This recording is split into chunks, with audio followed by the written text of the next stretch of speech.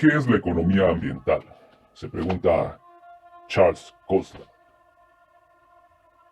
Si comenta con alguien que usted estudia economía ambiental, la respuesta que obtiene es una mirada de azoro y la pregunta, ¿qué es eso?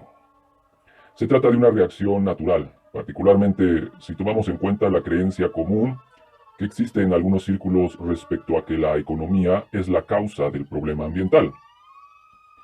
La economía ambiental trata precisamente del efecto que tiene la economía en el medio o en el ambiente. La importancia del entorno ambiental para la economía y la forma apropiada de regular la actividad económica. De tal manera que se logre un equilibrio entre los objetivos ambientales, económicos y otros de tipo social. Lo que distingue un producto químico moralmente neutro, como el dióxido sulfúrico del dióxido sulfúrico, como un contaminante, es la economía. Los contaminadores que emiten dióxido sulfúrico lo hacen porque ese es el resultado de producir algún bien asociado con el dióxido sulfúrico, pero al mismo tiempo obtienen una pérdida en utilidad, esto es, decir, daños, derivada de la contaminación que ocasiona dicha sustancia. La esencia del problema ambiental radica en la economía, el comportamiento del productor y los deseos del consumidor, pero sin la economía. La mayor parte de los temas ambientales son simplemente cuestiones de investigación que preocupan a los químicos o biólogos y carecen de importancia política. Para la mayoría de los bienes y servicios de una economía moderna, nos apoyamos en los mercados para equiparar los costos del productor con las demandas del consumidor a fin de obtener la cantidad correcta de contaminación y por tanto de consumo. El problema con la contaminación radica en que los mercados fallan en la asignación de la cantidad de contaminación socialmente deseable, lo cual ilustra la amplitud de los problemas que necesitan respuestas. ¿Cuáles son los incentivos vinculados a la generación de la contaminación? ¿Cuáles son los incentivos vinculados a la generación de la contaminación? ¿Cuáles son los incentivos vinculados a la generación de la contaminación? ¿Cuáles son los costos de limpiar la contaminación? ¿Cuáles son los costos de limpiar la contaminación? ¿Cuáles son los costos de limpiar la contaminación? ¿Qué ganancias sociales se obtiene si se controla? ¿Cuál es el equilibrio adecuado correcto entre los costos del control y los beneficios del mismo? ¿Qué mecanismos de regulación pueden diseñarse para garantizar este equilibrio entre costos y beneficios? Algunas veces estos asuntos son sencillos, otras veces resultan exageradamente complejos. Aunque el campo de estudio de la economía ambiental probablemente data de fines de la década de 1950 y principios de la de 1960, gracias a las importantes contribuciones que surgieron de recursos para el futuro, dicho campo realmente despegó en la década de 1970 y desde entonces sigue floreciendo. En la década de 1990 los resultados comienzan a ser considerados en términos de su influencia en la política ambiental. En la actualidad, los permisos transferibles para el control de la contaminación son ampliamente apoyados. Los métodos de evaluación forman parte integral de la prevención ambiental. La evaluación ambiental se está utilizando para tomar decisiones respecto al impacto ambiental de proyectos públicos importantes. Y la economía ambiental desempeña una función trascendental en el debate actual sobre el cambio climático. En las secciones siguientes, nos dice Charles Costa, desarrollaremos de manera más amplia estas dimensiones de la economía ambiental. En primer lugar, consideramos de qué forma se relaciona la economía ambiental y la política ambiental, para después examinar cómo es que la economía ambiental se entrelaza con la gran disciplina de la economía. A continuación, analizamos, esto nos dice Charles Costa en su libro de Economía Ambiental, analizamos dos términos relacionados entre sí, que han surgido en el mundo académico y en el de la política. Economía ecológica, que bueno, desde mi punto de vista es un pleonasmo, porque si economía viene de la palabra oikos, ecología también oikos, bueno, en fin. Economía ambiental, ¿en qué académico, en qué difieren? La economía ambiental también está estrechamente vinculada con la economía de los recursos naturales. ¿Cuál es el punto de enlace y cuáles son las diferencias entre ambas economías? Esas son las preguntas que se hace Charles Costa.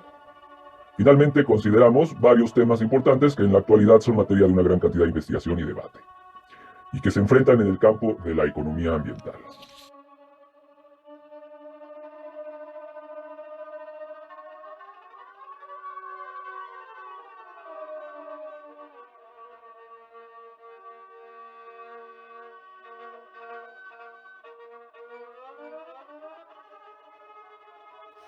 Y continúa en su libro de Economía Ambiental, Charles Colstad, dice, Economía del medio ambiental y política ambiental. La preocupación por el medio o el ambiente no es una moda pasajera, sino una inquietud profundamente arraigada, causada en gran parte por la coincidencia de los altos ingresos y la alta densidad de población. Demografía. Sobrepoblación. Si hubiera pocas personas en el mundo, el medio o el ambiente del planeta sería benévolo y capaz de absorber casi todo lo que los humanos le arrojamos, limpiándose de manera automáticamente, quizá. Pero ya quedó atrás la época en que la Tierra contaba con pocos habitantes. El número de personas que habitan en el planeta y particularmente la densidad de población en algunas partes del mismo magnifican el tamaño de los impactos ambientales y sobrecargan la capacidad de la Tierra para autorregenerarse.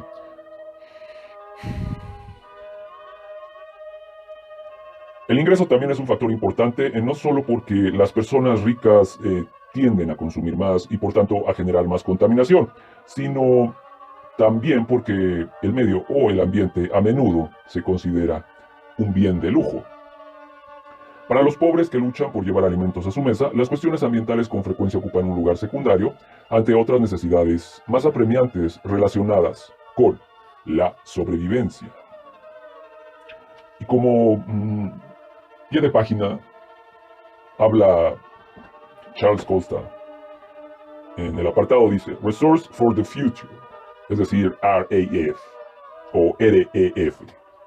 Es una organización de investigación sobre economía ambiental y economía de los recursos naturales, creada a principios de la década de 1950 por la Fundación Ford, para estudiar los problemas de la escasez de materiales. Bueno, continuamos. Durante dicha década y las siguientes, los investigadores de RFF produjeron muchos documentos importantes, así como la UAM tiene muchos documentos sobre las chinampas, ¿no? Y nadie hace nada. Una de sus contribuciones fue el desarrollo de métodos para medir la demanda por recreación. Ponen aquí Clauson y Netz en 1966 como referencias. Otra fue la revigorización del uso de impuestos sobre emisiones que hizo Alan Keyes. Esto culminó con el todavía impresionante estudio para regular la contaminación del agua del sistema del río Delaware, en Nice, bueno, esto de referencia nos ponen Nice, que son los investigadores, y Bauer, 1968. Otra fue el análisis de la escasez de recursos naturales, elaborado por Barnett y Morse, 1963. John Crutilla estableció las bases sobre cómo vemos los ambientes naturales, al ampliar la noción de valor más allá del simple uso, Crutilla, 1967, y actualmente RFF, esto es Resource for the Future, sigue encabezando la investigación sobre economía ambiental. Pues qué bueno que se estén ya ocupando del río Delaware, ¿no? En fin. Continuando en otra página, a medida que las personas tienen mejores ingresos, prestan más atención a la calidad del ambiente en el que habitan, que finalmente es el planeta. Por ello, si continúan las tendencias recientes hacia el mejoramiento de la riqueza de los habitantes de la Tierra, podemos esperar que con el paso del tiempo aumente la preocupación por el medio o el ambiente, o más que la preocupación, la ocupación por el medio o ya sea el ambiente. Es que muchos dicen, bueno, medio ambiente, ¿dónde quedó el otro medio, no? Un medio, pues un entero, ¿verdad? Por eso estoy separando esto, o el medio o el ambiente. Continúa con otra pregunta Charles Colstad y dice, ¿cuáles son los problemas que tradicionalmente enfrentan la mayoría de los países en relación con la política ambiental? En las naciones desarrolladas, la contaminación y la conservación del medio o el ambiente natural, como las áreas naturales, son la preocupación o las preocupaciones principales. Normalmente, los problemas de la contaminación se vincularon a dos cuestiones prioritarias. ¿Cuál es la cantidad correcta de contaminación? ¿Y cómo podemos hacer que los contaminadores controlen sus emisiones? Determinar la cantidad correcta de contaminación no es tarea fácil. La contaminación se genera como un subproducto de la producción de bienes. Para determinar los costos del control de la contaminación es necesario entender la estructura de la producción de bienes y la manera en que variarán los costos de acuerdo con los diferentes niveles de contaminación. Contrario a lo que muchas personas creen, esta no es una pregunta de ingeniería, aunque resulta sencillo saber cuánto costaría una pieza de equipo que se coloca en una chimenea para reducir los contaminantes del humo, un limpiador. Para un economista esto representa apenas la punta de lanza de los costos. Aquí lo ejemplifican con una chimenea. ¿Se imaginan ejemplificarlo para un disco duro de una computadora personal o de un teléfono como el que porta ya cualquier persona en este planeta? Pues lo pueden hacer de tarea. Representa apenas la punta de lanza de los costos. Al enfrentar la perspectiva de tener que reducir los niveles de contaminación, las empresas tienen muchas opciones. Entre ellas se incluyen las soluciones de fin del tubo, la modificación de los procesos de producción y de las características del producto, la reubicación de la actividad productiva a fin de reducir el daño, la inversión en rubros tales como investigación y desarrollo para encontrar nuevas formas de controlar la contaminación. Los consumidores, por su parte, también pueden reducir el consumo de bienes contaminantes. Por ello, la caracterización conceptual de los costos, así como la medición empírica de los mismos, es una cuestión compleja. No tiene respuestas sencillas. Este también es el ámbito de estudio de los economistas ambientales. Esto es una chimenea, como ejemplo. Este ejemplo lo usa Charles Colson en su libro de economía ambiental. Entonces ya lo pueden hacer ustedes para un disco duro, de una computadora personal, o para un teléfono celular. Y hay otros muchos ejemplos, ¿verdad? Determinar la cantidad correcta de contaminación implica asimismo especificar los daños que ocasiona. Las palabras daños derivados de la contaminación sugieren simplemente que esta es una cuestión de las ciencias naturales, como por ejemplo contabilizar los peces muertos en un lago contaminado, o precisar el nivel de contaminación a partir del cual las personas comienzan a sufrir efectos en la salud. Esta es una simplificación excesiva de los múltiples o de las múltiples formas en las que la contaminación afecta a las personas y la relativa gravedad de dichos efectos sobre los seres humanos. La contaminación del aire en una zona urbana puede ocasionar irritación física, ojos irritados, goteo nasal, visibilidad reducida o degradada, ropas sucias, disminución en la capacidad pulmonar, preocupación por los efectos adversos, mayor susceptibilidad a trastornos de la salud y, por supuesto, la enfermedad misma. Algunos de estos efectos son palpables, otros totalmente intangibles. En la economía, esta variedad de efectos están condensados en una sola medida: la disposición a pagar por reducir la contaminación. Pues si esta es considerada un mal, las personas estarán dispuestas a dedicar parte de sus ingresos a eliminarla, haciendo a un lado el hecho de que la mayoría de las personas creen que el contaminador debe pagar. Una manera de medir la magnitud o importancia total de reducir la contaminación en el nivel del individuo es a través de la disposición a intercambiar algo valioso por una mejora en la calidad ambiental personal. Medir esta disposición a pagar no es fácil y constituye un tema de mucha investigación en el ámbito de la economía ambiental. Una vez caracterizada la importancia que tiene la reducción de la contaminación en el plano individual, la disposición a pagar, es posible sumar las preferencias individuales para obtener la disposición social a pagar por la disminución en la contaminación. De este modo es sencillo combinar dicha medición con el costo del control de la contaminación para determinar la cantidad de reducción socialmente óptima. Pero, ¿cómo lograrlo? El gobierno podría indicar a cada contaminador cuánto puede emitir, pero esto sería similar a la planeación centralizada de la antigua Unión Soviética. Sabemos que funciona hasta cierto punto, pero representa graves problemas, particularmente cuando hay muchas empresas y contaminadores involucrados. Resulta difícil, por tanto, precisar la mejor forma de intervención del gobierno en la economía, esto es, la regulación, a fin de obtener la cantidad correcta de control sobre la contaminación sin excesivos costos administrativos o costos de monitoreo, y al mismo tiempo otorgar los incentivos apropiados para que se hagan investigaciones que ayuden a reducir costos en el futuro. Así, la simple, entre comillas, escribe Charles Colson, simple tarea de solucionar el problema de la contaminación no es tan sencilla en el plano de la política y puede implicar problemas difíciles de resolver, muchos de los cuales pertenecen al campo de la economía ambiental.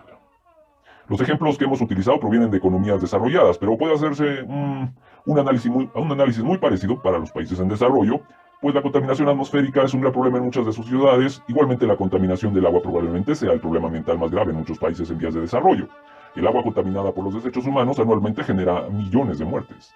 Los mismos asuntos sobre costos-demanda, los mismos asuntos sobre costos demandan por un ambiente más limpio y por una regulación ambiental. Y por regulación ambiental se aplican a esta cuestión. Otro problema fundamental de política es la conservación de áreas naturales, genéricamente definidas. Esto comprende aspectos como la conservación de paisajes y panorámicas del desarrollo o la protección de especies de flora y fauna silvestre de ser extintas. No hablemos de los bosques en México, ni de las selvas, mucho menos de selva de lluvia, ni de ceibas ni de caobas. Aquí el asunto principal radica en lograr un equilibrio entre las fuerzas del desarrollo que amenazan a estos recursos ambientales y el valor que la sociedad asigna a la conservación. ¿De qué modo pueden cuantificarse ambos lados de esta ecuación para ayudar a los analistas de política a tomar decisiones específicas, tales como cuándo permitir la tala forestal en un bosque virgen? Y no hablamos del bosque de lluvia, ¿verdad? Ni los bosques de media montaña, o los bosques de neblina, o de niebla. Podríamos continuar de manera indefinida con ejemplos de este tipo. Lo importante es que la protección ambiental normalmente implica la intervención de los gobiernos en la economía y con frecuencia resulta difícil decidir sobre el grado y la naturaleza adecuada de dicha intervención. Como la economía ambiental se aplica a problemas ambientales reales, puede ser de gran valor para los procesos de toma de decisiones de este tipo.